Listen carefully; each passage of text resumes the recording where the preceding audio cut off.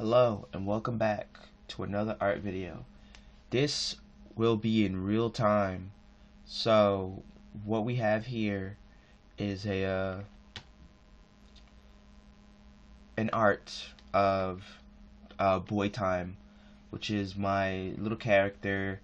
In the videos you see BoiTyme usually at this point. They're on the left hand side. It's like a little like bunny fairy thing character. It has like little hearts in its hair and little wings, and it wears like a little shirt with a smiley face on it. I really love the character. I think it's like really cute. This is based off a digital drawing.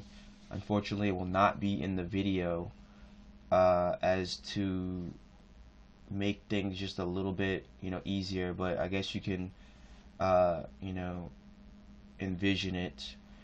But this is based off a digital piece, and this one again will be done in real time.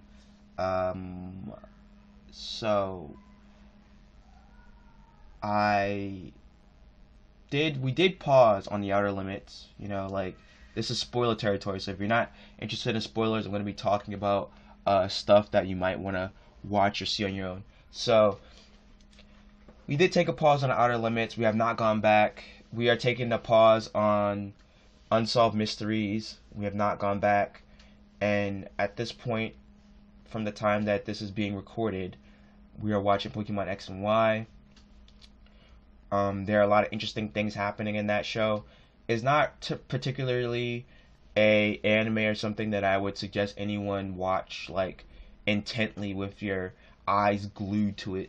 I'm sure there are like the demographic for the show, they might do that, but personally me, I don't think that is like a show where you want to be like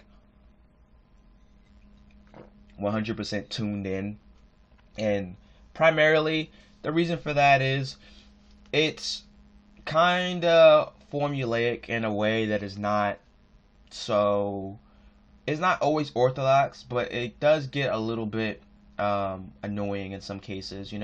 Like, for instance, there are moments where you will see like the trainer Ash, who is the main character of Pokemon. If you've ever heard of the medium or seen the medium, he will do things that just doesn't make sense, right? Like, I think one of the main things that Ash lacks over other like animes or other shows is that people know how it works.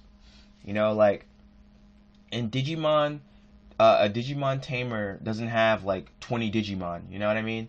Like, technically they do, but they don't. And by having 20 Digimon, let's say they have like an Agumon.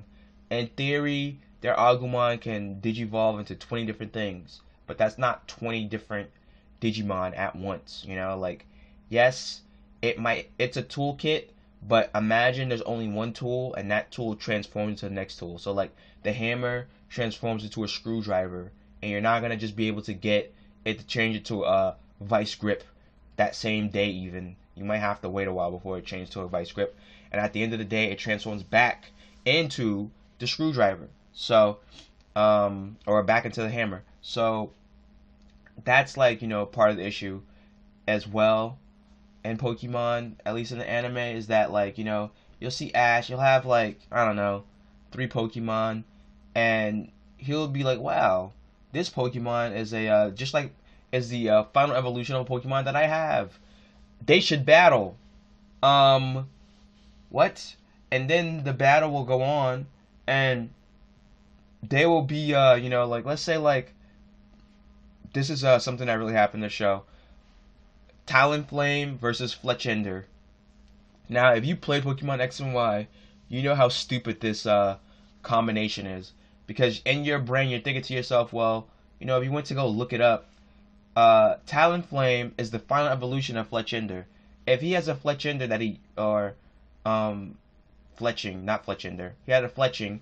If he had a Fletchling that he just got, which, if you know, is at the beginning of the game, it's like level like 6 or something like that, right?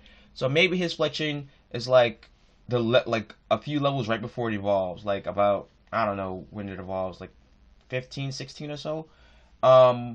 Let's say it's about that level high. and it's going up against Talonflame, which falls to like what, like 32 or something like that. Like that level gap, that uh gap in stats is significant because this Pokemon, and especially in X and Y, if you know anything about Pokemon X and Y, Talonflame, Brave Bird, Talonflame, Brave Bird, Talonflame, Flare Blitz. Like, if you know anything about X and Y, that was like, I believe it was a meta in battling. Like, people just Talonflame abused, they like just overly used Talonflame, and it was just like, insanity. Like, people, it was just an annoying Pokemon to see in battle. So to watch an episode of Pokemon XY where you have a Talonflame get uh, beat by evolution of a Pokemon mid battle, is just like, bro, like, this is like disrespectful. Like, I feel like, and it's not the first time this happened, and it's not something that like I'm heavily in the camp of like, oh, this is so stupid, but it is kind of annoying. It's a little bit disrespectful because it says that all the people that they beat in that episode, because they were battling and they were beating people, and even beat Ash's Hawlucha in this episode, and then you have uh this weaker Pokemon beat out the stronger Pokemon because plot convenience, or to like uplift it in some sort of way. And it's like, it didn't earn this win. It didn't earn it. Like, oh, it didn't give up. It had fighting spirit. No, it didn't earn that win, bro. Because getting hit by a fire blast from a Talonflame as a fletchling, no, that's GG. That's KO. And I think that what they should have done was they should have gone a different route with that episode. Should have tried the battle. She rejected it, like what happened at the beginning, and then they battle all the people that they beat, and then it gets like right before it's about to evolve or whatever, and then they battle. It starts getting its butt kicked, and it keeps fighting, and then it evolves. And the difference for me in that is that it's like a continuum of it, like showing its resilience, and then it having like battling and like some evolution in between that to grow and to evolve. Yeah, there was something with Team Rocket where they captured the Talonflame and they helped break it free, but I don't think that's the substitution for the same thing that I wanted, because they weren't trying to not battle them because it was like, oh, you're like beneath me. It's literally an unfair battle. Like, she was trying to be fair and not battle a little Pokemon that she theoretically could have stomped in one hit, because that makes more sense. Like, I don't understand like why they like make the plot like this, but in the end it evolved and then it beats the Talonflame. It was really sad, but that's just what happened. And yeah, so if you don't mind, we'll take a minute to talk about what's happening, and don't forget to like, comment, and subscribe. It really greatly helps. I'll be drawing and posting videos anyway, but like, comment, and subscribing adds something for you guys to do. And yes, so here we are. I haven't really been speaking much about what's happening in the video. BoiTyme is being colored. We have the background. We use color pencils for this. There's an assortment of just like random like old color pencils in the house, and I've essentially co-opted them into my process. And this is almost what it looks like in the digital art piece. Again, I won't be showing it in the video, unfortunately. I'm sorry, but sorry, my nose is like stuffed up. The weather has been flip-flopping. The other day it was like 70 degrees for 2 days, and now it's raining and it's cold. So like my nose cannot deal with that. But essentially this kind of looks like a digital art piece. I really do like the lines that I did. I like the background that I did as well. I think that I used the Papermate Inkjoy pen, like a teal, for the lines for BoiTyme, and I kind of like segmented the lines, like disjointed them and whatnot, and then we use like a yellow or whatever. But it's funny how like this video is not sped up, and maybe it should have been, because there's like points in time where I notice like when I'm recording at home and there's no I'm not recording with audio. There are times where I just like take like these long. It looks like I'm taking like a long pause, but I'm really just ruffling through all of my supplies, trying to find like the right color. And right here, we're using like a grayish tone, I believe, to solidify the yellow. Add like a little bit of a, like a little bit more of a shadow. And yeah, like I think that like BoiTyme looks really good in this image, and really like kind of like popping out. Really think that it's a pretty good art of BoiTyme.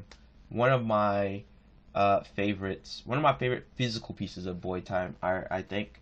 And hopefully in the future we do some more. Let me know what you think about this. Let me know what you think about BoiTyme. Is BoiTyme ugly? Is BoiTyme stupid? I don't know.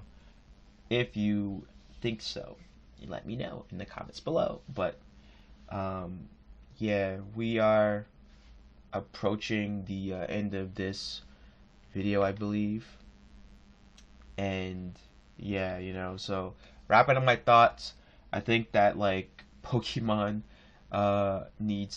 could work, the anime could work on building up, these characters, for just giving them a free win for whatever reason, and make you feel more invested. Because if I don't feel like I'm like Ash Ketchum, then there's like no meaning to any of the stuff that goes on in a lot of these episodes, where it's like, well, he's building up his repertoire, his arsenal of nonsense, and I gotta be there to engage with that. I genuinely don't give a crap. And I have it on the background while I'm drawing, so I'm not 100% tuned in, but there are some things that I see, and it is not pretty.